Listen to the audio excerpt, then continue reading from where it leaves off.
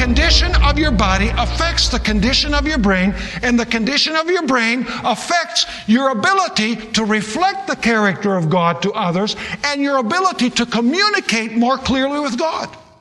Because when we have a blurred mind, our communion with God is not full, and our treatment of our fellow human beings is not as God would have it. And so the first angel's message also calls us to glorify God in our body and in our spirit, which belong to God.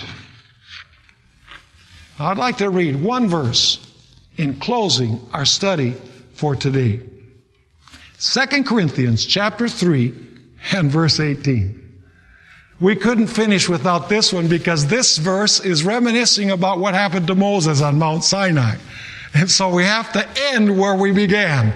We began with Moses being in contact with God and him being changed and transformed and revealing God's glory to Israel in the character of God. Now notice 2 Corinthians chapter 3 and verse 18. But we all, with unveiled face. See, Israel asked Moses to put a veil over his face. So they didn't reflect the glory of God. They were always complaining and whining. They didn't reveal God's character because they didn't see the glory. They said, put a veil over your face. The glory did not spill from Moses to the people.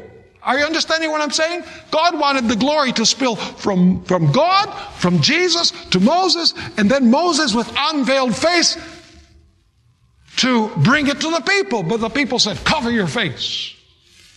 Now notice, but we all with unveiled face, beholding as in a mirror the glory of the Lord. What do we need to behold? The same thing that Moses beheld. It says, beholding as in a mirror the glory of the Lord, are being what? Transformed. It doesn't happen overnight. The more time we spend with God, the more we behold Him, the more we are changed into His image. And the more television and violence and sex and profanity that we watch on television, the more we reflect television. It's a law of our mind that we are what we eat spiritually. You see, physically we eat through our mouth. Spiritually we eat through our ears and through our eyes. And we are what we eat, whether it be physically or whether it be spiritually. Don't think that if you spend most of your time with the television, you're going to reflect the character of Jesus. Doesn't work that way. If we're going to reflect the character of Jesus, we have to spend time with whom? We have to spend time with Jesus. And so it says, but we all with unveiled face, beholding as in a mirror the glory of the Lord. What do we behold? The glory of the Lord. We are being transformed into what? Into the same image. From glory to glory. In other words, the more we're with Him, the more we reflect His glory. And notice who does it. Just as by the Spirit of the Lord. Kind of reminds me of an experience that I had a few years ago. I was preaching in a certain city. And a lady came up to me. And she says, Pastor Bor, do you know so-and-so?